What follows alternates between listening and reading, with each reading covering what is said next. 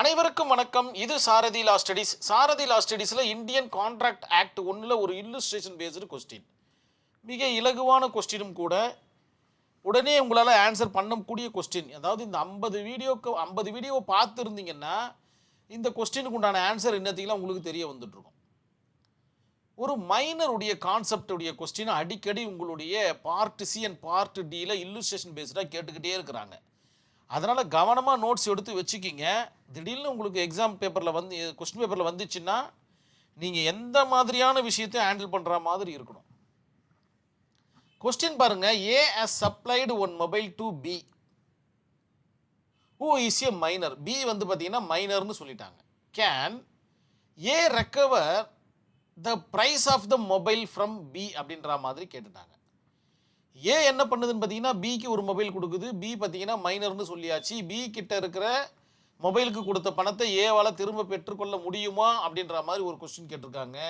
அதற்குண்டான ஆன்சர் நீங்கள் இஷ்யூஸை ஃப்ரேம் பண்ணி எழுதுகிற மாதிரி இருக்கும். இஷ்யூஸை எப்படி ஃப்ரேம் பண்ணுறது? இதற்கப்புறம் வரக்கூடிய எல்லா கொஸ்டின் ஆன்சரும் அந்த மாதிரி தான் இருக்கும். நான் இந்த இடத்துல இஷ்யூஸை ஃப்ரேம் பண்ணலை, டைரெக்டாக உங்களுக்கு ஆன்சர்ஸை கொடுத்தாச்சு. இதே கொஸ்டினுக்கு இஷ்யூஸ் எப்படி ஃப்ரேம் பண்ணுறது? Whether A has supplied one mobile to B is வேலிடா அப்படின்ற மாதிரி கேட்குறேன். Based on illustration. உங்களுடைய கொஸ்டின் பேப்பரில் கேட்ட இல்லுஸ்ட்ரேஷனை பேஸ் பண்ணி நான் ஒரு கொஸ்டினை எடுக்கிறேன். Whether A has supplied one mobile to B is வேலிடான்னு கேட்கும்போது பார்த்தீங்கன்னா பி இந்த இடத்துல மைனர்னு சொல்லியாச்சு. அப்படி இல்லைன்னா இன்னும் ஒரு கொஸ்டினை கூட நீங்கள் இதற்கு முன்னாடி போடுங்க. B is a minor, enter into contract is valid அப்படின்ற மாதிரி ஒரு கொஸ்டின் கேட்கலாம் நீங்கள். அதற்கு பிறகு பார்த்தீங்கன்னா A has supplied one mobile to B is valid. ரெண்டுத்துக்குமே பார்த்தீங்கன்னா நோன்னு வரும். A can recover price to B அப்படின்ற மாதிரி ஒரு கொஸ்டின் கேளுங்க. நோ அப்படின்ற மாதிரி. ஸோ மூணுத்துக்குமே நோ தான் வரும். ஏன்னா இதுல இருந்து இஷ்யூஸை இவ்வளோ தான் ஃப்ரேம் பண்ண முடியும். அதற்கு பிறகு பார்த்தீங்கன்னா இன்வால்வ்டு செக்ஷன் போட போகிறீங்க. Section 11 of ICA and section 68 of ICA. ஐசிஏன்னா இந்தியன் கான்ட்ராக்ட் ஆக்ட். இப்போ உங்களுக்கு புரியாத மாதிரி இருந்தாலும் இதற்கப்புறம் வரக்கூடிய எல்லா கான்செப்டுமே பார்த்தீங்கன்னா இந்த மாதிரியான ஆன்சரை கொண்டு தான் இருக்கும். அதன் பிறகு நீங்கள் இதற்கே பார்த்தீங்கன்னா நீங்கள் இஷ்யூஸை ஃப்ரேம் பண்ணி எழுத ஆரம்பிச்சிருவீங்க. ஏ என்பவர் பி என்பவருக்கு ஒரு மொபைல் கொடுத்திருந்தாலும் ஏ அந்த மொபைலின் விலையை பி இடமிருந்து மீட்டெடுக்க முடியாது. Because of A B is minor. மைனருடைய கான்ட்ராக்ட் ஆப் இனிட்டியோ ஆரம்பத்தில் இருந்தே செல்லாதது அப்படின்ற கான்செப்ட் இந்த இடத்துல நீங்கள் எழுதணும். அது மட்டும் இல்லாமல் மைனர் அக்ரிமெண்ட்டை நீங்கள் நேற்றுக்கெல்லாம் ஒரு பேராகிராஃப் எழுத ஆரம்பிச்சுட்டு இருக்கணும். Minor agreement equal to absolutely வாய்டுன்னு சொல்லிட்டாங்க. முடிஞ்சு போச்சு. சும்மா மைனர்கிட்டலாம் எந்த ஒரு கொடுக்கல் வாங்கலும் வச்சுக்க கூடாது. ஒரு சின்ன குழந்தைய பொட்டி கடைக்கு அமிச்சு ஒரு பொருளை வாங்க சொல்கிறோமே, அந்த கான்ட்ராக்ட் எப்படி சொல்லுது அப்படின்னு கேட்டிங்கன்னா, ஒரு சில விஷயங்கள் பார்த்தீங்கன்னா எசென்ஷியல் நீட் அப்படின்ற கான்செப்டில் வந்துடுது.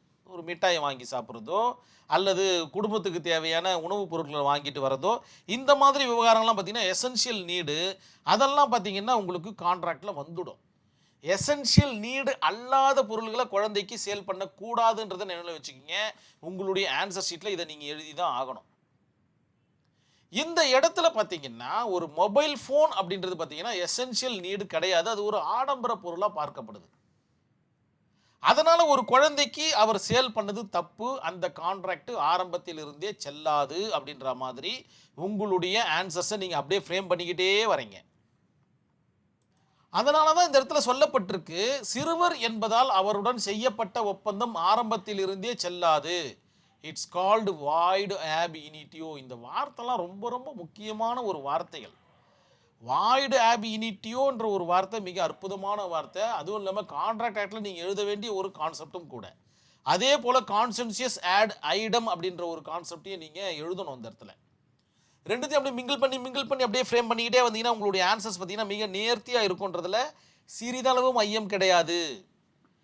இதில் ஒரு சில விதி விலக்கு கொடுத்துருக்காங்க பாருங்க. இந்த ஒரு கான்செப்டில் விதி விலக்கு இப்போ நான் சொன்ன மாதிரி சிறுவர்களுக்கு வாழ்க்கைக்கு தேவையான அத்தியாவசிய பொருள்கள் உணவு, உடை, மருத்துவம், கல்வி போன்றவை வழங்கப்பட்டால், ஒரு சிறுவர் இருக்காரு, அவருக்கு இத்தனை வசதிகளும் ஒருத்தர் பண்ணிட்டு இருக்காருன்னா, இந்த சிறுவருடைய சொத்திலிருந்து இவர் ரிடீம் பண்ணிக்கலாம், மீட்டு எடுத்து கொள்ளலாம். அவற்றின் செலவை சிறுவரின் சொத்தில் இருந்து பெறலாம். ஆனால் மொபைல் போன் அத்தியாவசிய பொருள் அல்ல. அதனால் அவரிடம் இருந்து அதை ரிடெம்ஷன் செய்து கொள்ள முடியாது, மீட்டெடுத்து கொள்ள முடியாதுன்றத நினைவில் வச்சுக்கிட்டு ஆன்சர்ஸை எழுதுங்க. செக்ஷன் 11 பாருங்க. செக்ஷன் 68 பார்த்தீங்கன்னா அது விதிவிலக்கை பற்றி சொல்லுது.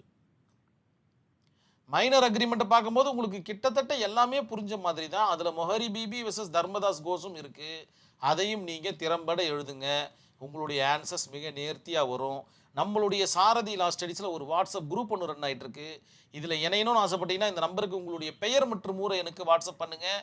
நான் குழுவில் இணைச்சிடுறேன். உங்களுடைய சந்தேகங்களை தீர்க்கும் வண்ணமும் நேரடி பயிற்சி வகுப்புகளுக்கும் இது உதவிகரமாக இருக்கும்னு நான் நம்புகிறேன். கண்டிப்பாக இந்த வீடியோ உங்களுக்கு புரிஞ்சிருக்குன்ற நம்பிக்கையில் நான் இந்த வீடியோவை கம்ப்ளீட் பண்ணிக்கிறேன். நன்றி, வணக்கம்.